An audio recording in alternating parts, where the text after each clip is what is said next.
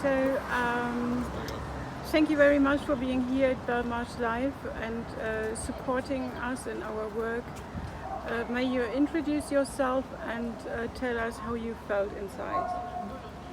Donc, merci d'être venu et de nous supporter dans notre travail autour de Belmarsh Live. Et voulez-vous vous présenter et expliquer ce que vous avez ressenti à l'intérieur?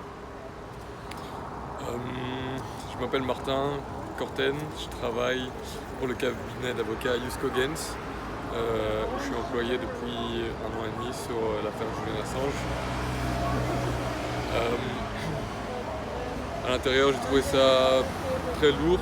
Ce que j'ai trouvé marquant, c'était le fait que les mêmes pensées reviennent tout le temps en boucle. Donc au début, je pensais à quelque chose, puis à une autre, puis à une autre, et puis je retombais inlassablement en fait sur les mêmes bruits, sur les aboiements, et je recommençais un peu les mêmes schémas de pensée.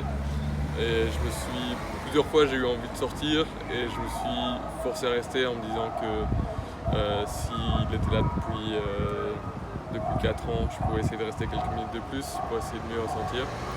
Et je trouvais ça vraiment très lourd. À la fin, j'étais content de sortir.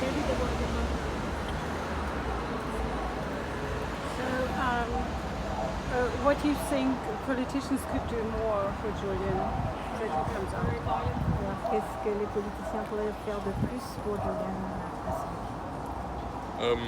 Je pense qu'ils pourraient en parler. Je pense que c'est une question importante à mettre sur la table. En dehors du cas de Julian, c'est la question des journalistes qui sont persécutés pour avoir révélé des crimes de guerre.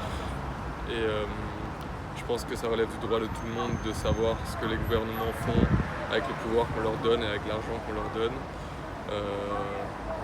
Spécialement au vu du contexte de l'agression russe en Ukraine, je pense que c'est indispensable de parler de cette affaire et de faire un exemple en disant que les journalistes ne peuvent pas être poursuivis parce qu'ils révèlent des crimes de guerre.